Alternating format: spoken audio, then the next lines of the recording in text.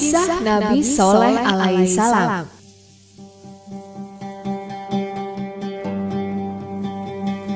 Kisah Nabi Soleh alaihissalam bermula dari adanya sebuah kaum yang bernama Tsamud. Kaum Tsamud hidup dalam kekayaan, kemewahan, dan kemakmuran karena hasil alam yang berlimpah di dataran yang disebut Al-Hijr. Mereka juga dianugerahi umur yang panjang oleh Allah SWT. Rumah-rumah serta istana kaum Tsamud terkenal kokoh dan megah. Pada awalnya, kaum Tsamud membangun rumah dari material tanah liat biasa. Namun, karena rumah seperti ini kurang kokoh, maka mereka mulai memahat gunung untuk dijadikan rumah dan istana. Kepandaian mereka ini tersebut dalam Al-Quran bahwa kaum Tsamud merupakan masyarakat yang sangat mahir memahat gunung sebagai rumah dan menjadikan lembah-lembahnya sebagai istana yang megah. Bukti kejayaan kaum Tsamud masih bisa kita lihat dari peninggalan berupa bangunan luar biasa yang disebut dengan nama Madain Saleh, yaitu di wilayah yang saat ini dikenal dengan Yordania. Setelah hidup dalam kesejahteraan, kaum Tsamud mulai lupa bahwa Allah SWT. Mereka berubah menjadi ingkar, tidak bersyukur, dan menyembah berhala hasil buatan mereka sendiri. Untuk membimbing kaum Tsamud agar kembali ke jalan yang benar, maka Allah SWT mengangkat salah seorang kaum Tsamud yang berasal dari keluarga terpandang dan dihormati, yaitu Soleh, sebagai nabi dan rasul utusan Allah. Dalam masyarakat, ia terkenal sebagai seorang yang tangkas, cerdik, pandai, rendah hati, dan ramah kepada siapapun. Nabi Soleh alaihissalam menyeru agar mereka segera meninggalkan penyembahan kepada berhala dan beriman hanya kepada Allah SWT. Kaum Tsamud menganggap Nabi Soleh alaihissalam sedang terkena pengaruh sihir. Mereka menentang Nabi Soleh alaihissalam yang dapat mengeluarkan seekor unta dalam satu batu besar, sebagai bukti bahwa Nabi Soleh benar-benar utusan Allah. Bahkan kaum Tsamud menentukan ciri-ciri untanya, harus besar dan sesuai dengan yang telah mereka gambar di atas batu. Apabila terwujud, maka kaum Tsamud berjanji akan beriman kepada Allah SWT. Nabi Soleh alaihissalam berdoa dan memohon kepada Allah agar permintaan tersebut dapat terwujud. Doa Nabi Soleh dikabulkan oleh Allah, dan dengan tiba-tiba keluarlah seekor unta dari dalam batu besar, persis seperti ciri-ciri yang diminta dan digambarkan oleh kaum Tsamud. Nabi Soleh meminta agar jangan ada siapapun yang mengganggu unta itu. Dengan datangnya mukjizat dari Allah SWT kepada Nabi Soleh alaihissalam ini, banyak kaum Tsamud yang mulai beriman. Ini merupakan kemenangan dalam perjalanan dakwah Nabi Soleh alaihissalam. Lama-lama para tokoh kaum Tsamud berencana membunuh unta mukjizat Nabi Soleh alaihissalam, supaya tidak ada lagi masyarakat yang mengikuti Nabi Soleh alaihissalam. Mereka menyuruh 9 orang hebat yang dipimpin oleh Khidr bin Salif untuk membunuh unta Nabi Soleh alaihissalam. Mereka diikuti para wanita yang memeriahkan acara pembunuhan tersebut dengan bermain musik dan berhias.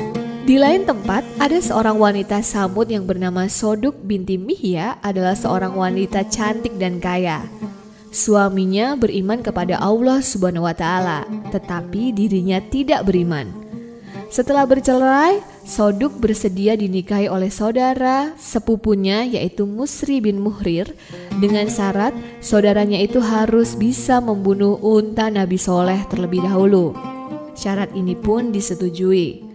Rencana pembunuhan unta milik Nabi Soleh alaihissalam ini bahkan menjadi sebuah sayembara yang sangat ramai. Unaizah binti Humain atau istri salah seorang pemimpin kabilah Zu'ab bin Am menawarkan kepada Khidr bin Salif bahwa jika ia mampu membunuh unta Nabi Soleh alaihissalam, maka Khidr boleh menikah dengan salah satu dari 4 orang putrinya. Peserta yang mengikuti sayembara ini pun semakin bertambah dari semula 1 menjadi 7 orang. Khidr bin Salif atau pemimpin utusan para tokoh kaum Tsamud berhasil menebas tubuh unta dengan pedangnya. Unta terjatuh dan Khidr menyembelih unta Nabi Soleh alaihissalam. Kemudian ia naik ke atas gunung untuk meneriakan kemenangannya. Dengan adanya peristiwa ini, maka ancaman Allah semakin dekat. karena kaum Samud telah melanggar perjanjian. Nabi Shaleh alaihissalam mendengar kabar-kabar pembunuhan unta ini. Ia mengabarkan kepada kaum Samud bahwa mereka memiliki tenggang waktu 3 hari untuk menikmati hidup mereka.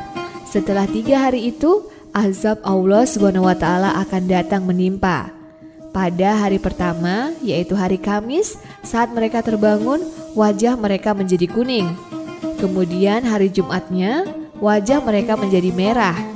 Dan hari Sabtu, wajah mereka menjadi hitam. Sehari sebelum turunnya azab Allah SWT, Nabi Shaleh alaihissalam beserta kaumnya yang beriman pergi meninggalkan Hijr menuju Ramlah, salah satu tempat di Palestina. Melihat rombongan Nabi Shaleh pergi dari kota, kaum Samud tertawa-tawa mengejek. Mereka menentang ingin membuktikan ucapan Nabi Shaleh. Kaum Samud memuaskan diri habis-habisan selama 3 hari itu hingga hari keempat azab itu datang. Tepat di hari Ahad atau Minggu, sesaat setelah matahari terbit, muncullah suara teriakan dari langit yang memekakkan telinga mereka. Dengan diiringi gempa bumi yang sangat dahsyat, hanya sekejap kemudian mereka mati tak berdaya. Hanya dengan satu teriakan keras dari malaikat Jibril, tubuh-tubuh kaum Samud menjadi hancur lebur.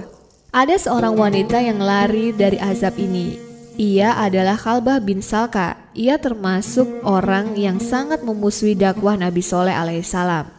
Saat azab terjadi, ia berlari dengan cepat ke sebuah perkampungan Arab. Ia mengabarkan kepada penduduk kampung tentang apa yang telah terjadi di daerahnya. Lalu ia meminta air minum kepada masyarakat kampung tersebut. Selesai meneguk air, wanita itu pun meninggal dunia.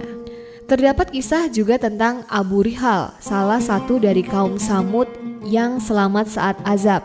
Ketika ia sengaja berlindung di dalam Ka'bah, tetapi ketika ia keluar dari Ka'bah, ia juga mendapatkan azab sama seperti azab yang telah menimpa kaum Samud lainnya.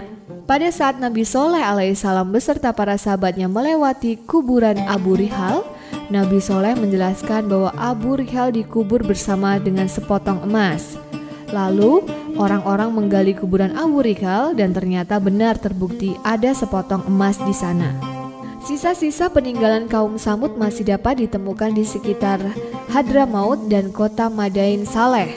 Tempat ini dinamakan Lembah Rum atau Lembah Petra di Yordania. Abdullah bin Umar meriwayatkan bahwa Rasulullah Shallallahu Alaihi Wasallam berkata kepada para sahabatnya saat melewati Hijr yang merupakan perkampungan kaum Samud, "Janganlah kalian masuk melewati mereka, melainkan dalam keadaan menangis. Jika tidak bisa menangis, maka janganlah kalian melewati mereka, karena khawatir kalian akan mendapatkan musibah seperti yang pernah menimpa mereka." Demikian kisah Nabi Shaleh alaihissalam. Semoga dapat meningkatkan keimanan kita kepada Allah Subhanahu wa Ta'ala. Amin.